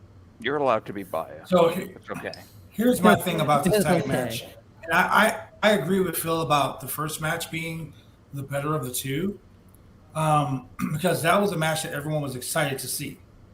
I think that this match right now, the build-up, this match lived up to the build-up, so to speak. You never, I mean, you know, you got matches like Hogan versus The Rock. I mean, The Rock versus Cena once in a lifetime, 2 years in a row. Yeah. Like the build-up didn't really, Yeah. like the build-up didn't do shit for me. I was like, it's a whole fucking year I gotta wait. This match, it wasn't built up a lot on AEW television. Hold on, it wasn't built up a lot on AEW television for the simple fact that the Briscoes can't be on AEW TV because of the whole shit, whatever, whatnot. But the way they built it up on the internet, the way they pushed it, the way they talked about it, the way the Briscoes did all these promos, and the way that the FTR did these promos on AEW pushing the match. They pushed the match so much that the anticipation of, like, I was like, shit, like, let's go. I was like fucking just, I was so excited for this match. Not because it was FTR versus the Briscoes, but because it was FTR versus the Briscoes with so much personal shit into this. Their promos were so hot, like you would think that they're gonna fucking fight. Like when they did the whole thing about the wine and shit, and the Briscoes just threw that shit on the ground. I was like, damn, that's like, in the words of professional wrestling, the word bitch sets off a fucking feud like no other. Me and Phil can be the best of friends, and I say, Phil, that was what? I go, bitch. Now Phil's gonna burn my house down. He's gonna fucking hunt me down. Like that right there is like that's like saying the N-word to a black person right now. Like that word ignites all types of shit. Oh God! Whoa. I was waiting for you to say something, Phil. I was waiting for you to say something with that comment. But you see what I'm getting with? You see what I'm saying? Like that's some serious shit. So for the disrespect that the Briscoes showed FTR in that promo by throwing the wine and shit on the ground, that was like them saying, "Fuck your kids." Yeah, Heath Slater. Think about it. Think about it. If Mark or Jay Briscoe would have said to fucking to Dax, that was a cool story about your daughter, but fuck your kid, bro. You gonna get these hands. That's the feeling I got from this match. Like after that promo, when they got in the ring, I'm like, "Ooh, somebody gonna get these hands." This ain't about to be a wrestling match. This is about to be a fucking fight. A freaking brawl. That big fight feel made this match very fucking good. Match. Yes, it did. And a lot of the stuff in this. I was gonna say on Being Live, and a lot of the stuff like the bell, using the bell in the match, that literally was just amazing just to see that live. Everybody sees it. If you don't go to a lot of matches live, you see it on TV and stuff, and you don't get that same feeling impact where it's live. But I honestly, the way people were talking about it on, like, I'll watch what you guys talk about on your stuff on the Roundtable. I will watch Grapsody. Me and Drew, if we're doing stuff on Wicked Crazy, I'll ask him questions about this stuff. I listen to Parrish also, and hey, Coexisting, I listen to them also, you know. And Nani C-Word. And it's just, for me, for this match, it kind of built it up. And I've always been a fan of FTR for a long, long time. And it's just the whole build up, the anticipation. People were literally begging in the crowd to go more than an hour. Like, there was a swell go in the back end of the center where they were like, please, can you guys go for an hour and a half? Like, people were saying more than an hour in the back end of it.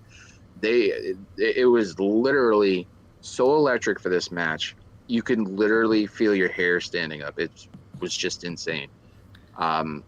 You know, them fighting in the crowds. People were like all ecstatic about it. Just the table spot coming off the top rope, and that was just brutal. But it, you know, and the way the match ended and stuff was just brutal too. But it pushed something that they could, if they wanted to build off again down the line, let's say a year or two, and that bad taste you have when somebody beats you a couple of times, you want that one the more. I mean, look at Rock and Austin. Rock lost 2 matches, and then they saved that last match, which is Austin's retire match with The Rock, and Rock won that match. So you could save that for a long story. I like where you're going with that.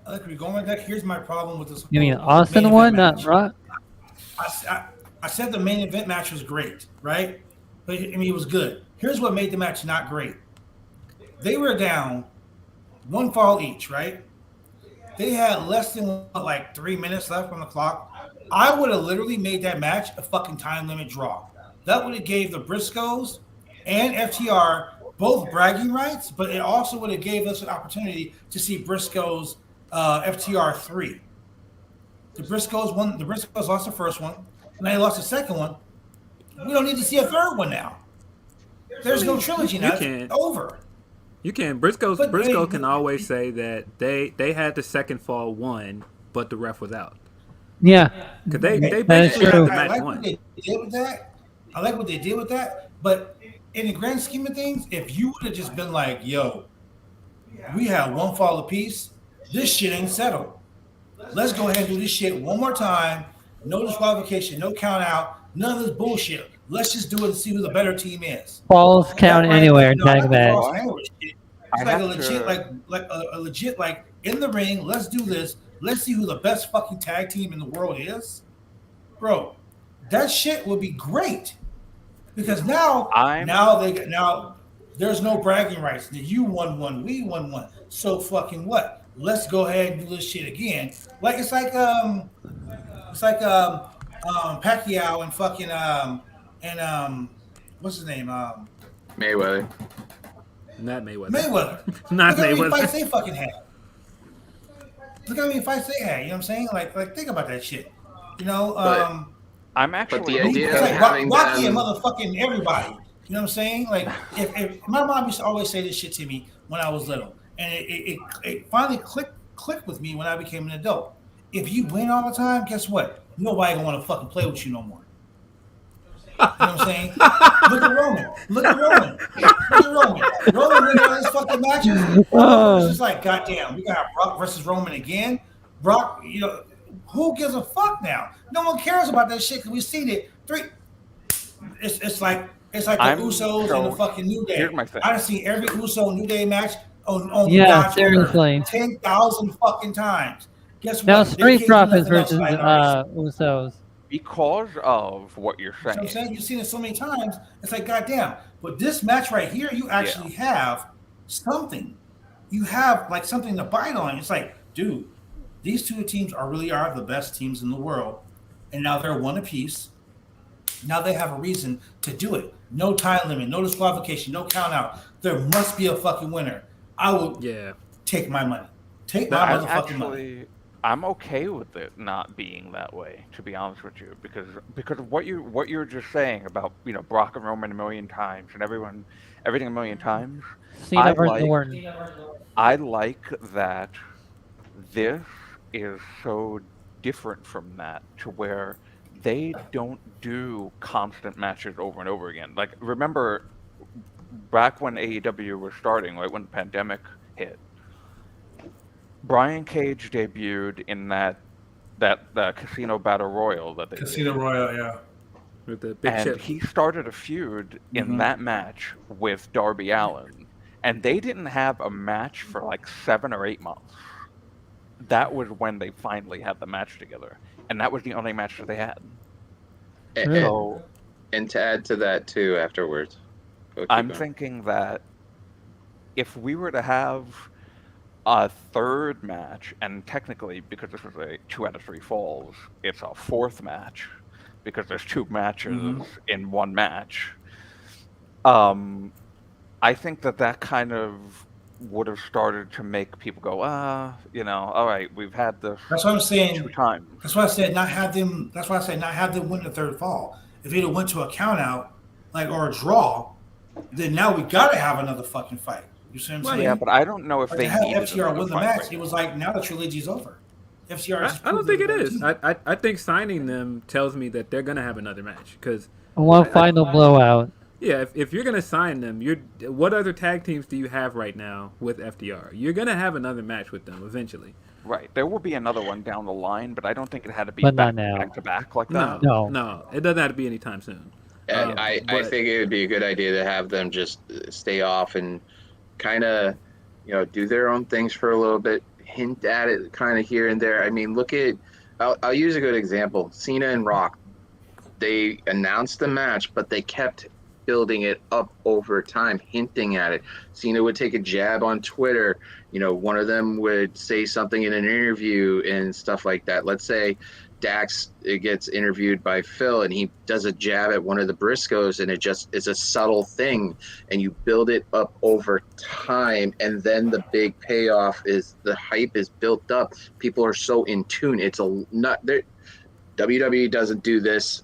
AEW has done it in the past. They could do this for Ring of Honor. I wouldn't be surprised. We look at Briscoes, FTR within the next year or so, but they'll start planning it where there's jabs here and there.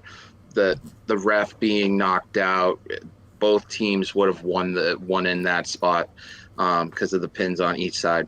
But I can see within the next year they'll separate them for now, but there'll be little hints and jabs. One of them will say in an interview, we didn't get a fair shake because of the ref or something like that, but they'll build it up and have a huge payoff. Let's say, I don't know, like back here a year for, not in Lowell, but back here for for this show, or a different show for AEW, kind of like All Out or Double or Nothing or something like that, where Tony can actually just go with the classic way of doing and building up a story.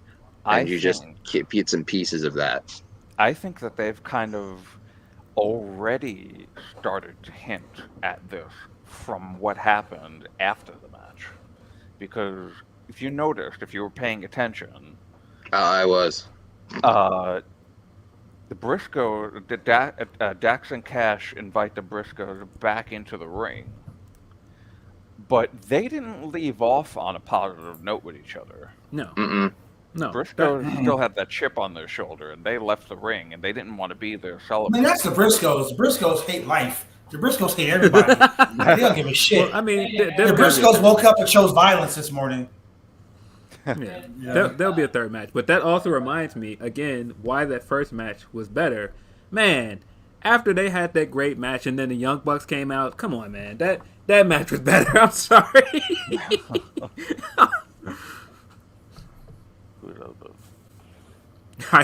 What is above your head? What? It looks like. Oh look, all the championships I won. It is a painting of me above his head. It takes a real narcissist to have a painting of himself. A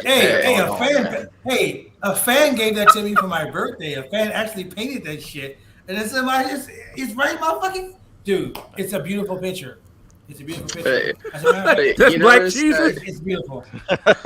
You know that he's got all those titles in that case, but he's missing one. Oh shit, that's funny. Yeah, we have three champions on here. Parrish won the tag titles. Bad Blood has a bunch, and then Drew has a title though. I just have this title though. Yeah, it looks plastic. So, Drew. Yeah. Drew said that's just plastic though. Totally ignore the plastic that I have behind me. There's an actual real one down there. But, my mic is muted the whole time. How about that? I will say this as the. Don't worry, Drew. That was my pickup line too. Don't worry about the plastic behind me. The real ones. Where's Maggie when you need her? Where's Maggie when you need her? You should see. Everybody should see the Wicked Crazy chats with all these two in there. Jesus Christ. Man, but I will say this much. I would love to see for that title for Wicked Crazy, Phil Lindsay and Big Money Drew. That would be an awesome idea. And bad what blood in a Phil triple. has to know. Phil has to even know. I'm still owed a rematch, by the way. So Predictions Just warfare, saying. baby. Prediction warfare. I'll just yeah, watch. so we have a community title, and what that means is that anybody in the wrestling podcast community, it could be you guys at Grab City, it could be Roundtable, it could be Love Wrestling, can have a chance to go after the title for where it's called the Wicked Crazy Pinfalls Community Championship, which means everybody can go after it. Shane was the first inaugural one, and he lost to Drew. Inaugural. Shane lost in one title defense. Shane, how many times have I defended the Roundtable belt and won? Oh wait, So many times, I'm only still because a of champion. freaking Julian. Back and forth. Mm. You still owe me my So- match. So right now it's slated to be defended at SummerSlam. I haven't, but the thing is that his challenger, I've reached out to him, and I don't think he's able to give me his picks. So now, I'm working on the Money in the Bank thing since I have on leave. So I'm opening an invitation for SummerSlam to Grab City and the Roundtable to go after the champion. Let's go, baby. Let's go. Let's go, Phil. This is predictions warfare, baby. You're on Phil- mute. Let's talk Phil shit. about to win it. I great muted myself. I'm learning about this now for the first time live on the air. So, But it all depends on your current challenger if he responds. If that doesn't happen, the match that I just said that could happen will be pushed back to an AEW pay-per-view that is coming up soon. which I would prefer because I don't want to watch SummerSlam to begin with. But Yes. fuck. Well, I also want to give people a break considering I have a 3-day-old baby right now, and by the time that show happens, 2-day yet, but I will literally have a 1-month baby, so I want to be able to have preparation to make this the best challenge and best show that I can possibly give everybody. Oh, man. shit. Hey, put the gun away, bro. shit. Oh, This are you guy talking goes about? for Are you the talking about gutter. Quizlemania where See Will these came guys? in second? Oh, Man. damn. Will was screwed out of that title. He should be was. champion right now. Will was salty as fuck to Denise the other day. It was so funny because Denise robbed him of the title, bro. I watched that Should be Quizlemania. champion, man. Will was It's robbed. wrong, that man. She screwed him Mm. bad. That May was I so be in that awful. Quizlemania? Wronged him. Man. So look, this is what we're gonna do, guys. This was a great show. I'm glad you guys all had a chance to join us tonight. Everybody, starting with Chris, please let the fans know where they can find you, all your socials. Don't be like Shane. Don't put your OnlyFans up here because he only got one fan. And it's that dude Actually, on the street. OnlyFans is pending really soon. You think I'm kidding? Oh, Jesus Christ. So go ahead, Chris. If you Tell them want where they can find if you want to follow me on Twitter, it's at Chris Parrish. On Instagram, it's Chris.Parrish. On Twitch, it's the Chris Parrish. I don't really do much. That's why I refer to myself as the non-continental champion. That's right. No continent means non-continental champion. But also head over to Twitch. I Love Wrestling, where tomorrow I'll be hosting Sunday Brunch alongside with my partner, Bobby Money Munson.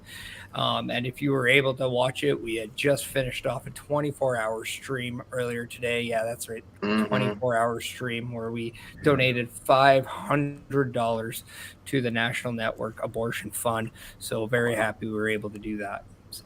Nice. I'm hoping Hey, man, while before I'm on leave, anybody- to pop in with you guys. Before you guys continue, man, let me go ahead and give a quick shout out. I don't know if you guys knew this or not, but former WWF Tag Team Champion Sir Mo from Men on a Mission is in the hospital right now. He is one of the co-founders of the OIWA. Mo is a good dude. Mo has helped so many people in the industry. Dante Smiley, who's currently one of the top guys that control your narrative. Also the OIWA International Champion. He's helped out so many fucking guys in this industry. He's in the hospital right now, and he's got a GoFundMe. So what I'm going to do is on my Twitter page, the Bad Blood brand, and on the Roundtable page, I'm going to post a link to the GoFundMe. If you guys can share the link, help him with some of these funds. The hospital funds are fucking outrageous right now. Yes. So if any of you guys can pass the link off, I would be greatly appreciative. If you're watching the show, please go to my Twitter. I will put the link in my Twitter my Twitter. I will tag anybody who wants to be tagged in it, but it's for a good cause. So please go and support that. Phil, let them know where they can find you every day. Phil. You can find me at PhilDL616 on Twitter, but I don't need your follows. I don't want your follows. I respect that. He's a Twitter god, ladies and gentlemen. Don't come for Phil on Twitter. I'm just saying, don't do it. Out of spite, there's a follow. No. You will get the whole community after that. Don't come for Phil on Twitter. Yeah. No, I'm just playing. I just think it's funny every time Biggie used to end the New Day podcast that way. He would say his handles, and then he would go, "But I don't want your follows. I don't need them." Man, it's my favorite wrestling rib. I like to call now in the ring. It's duck 2 and go fuck yourself. There we go. Oh my gosh, I like that. That's the duck like me right there. Big Money Drew, tell me where they can find you, my man. You can find me at Big Money Drew, the Wicked Crazy Pinfalls champion, and I am also on Fightful. I'm in Fightful chats, modding, and sometimes collecting the super chats and humper chats for whatever show I'm needed for. Most recently was the incredible Vince show that Sean did. I was helping. Come on, Shane. Oh, Shane, yeah, there we go. I was collecting super chats and humper chats for the insane nearly hour and 45-minute show that Joe Pearl and Sean Ross Sapp did yesterday when the huge Vince news came out.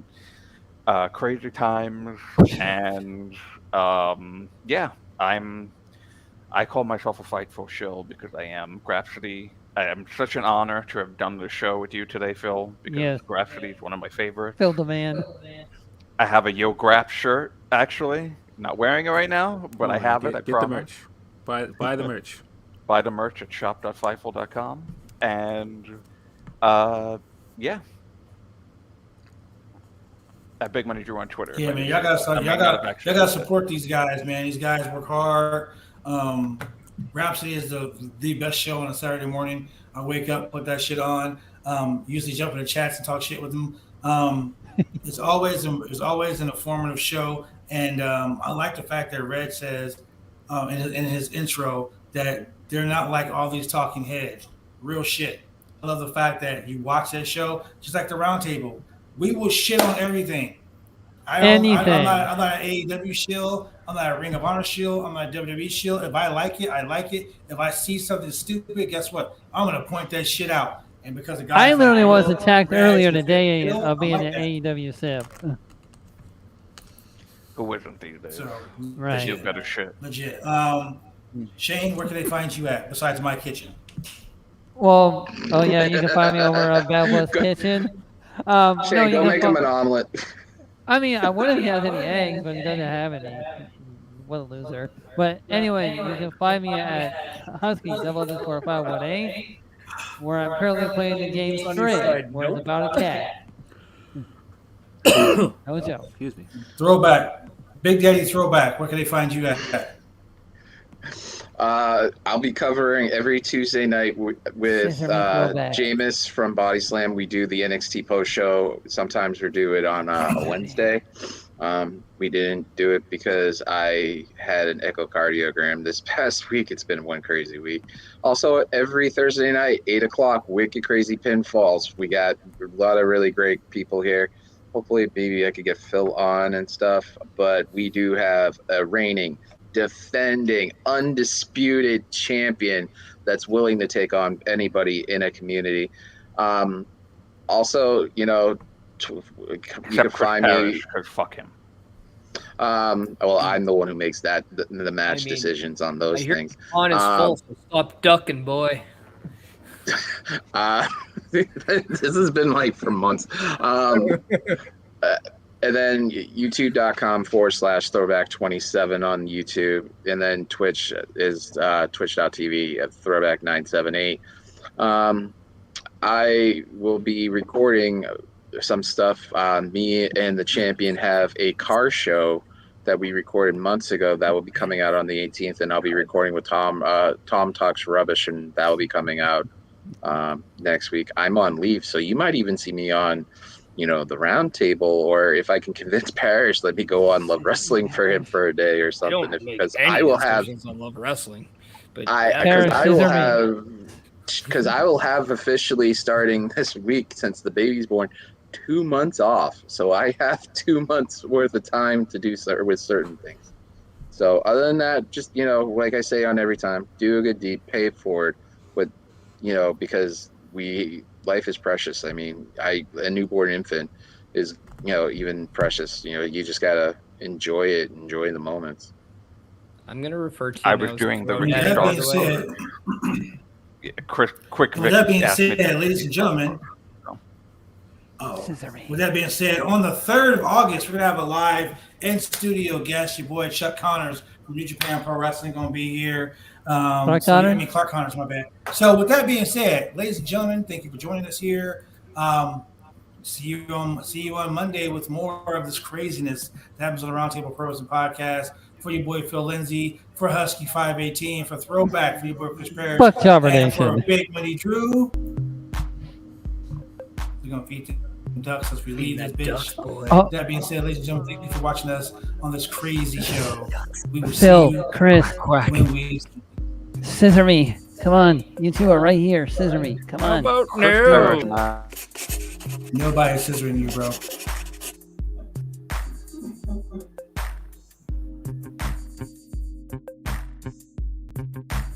It's not as bad as last night.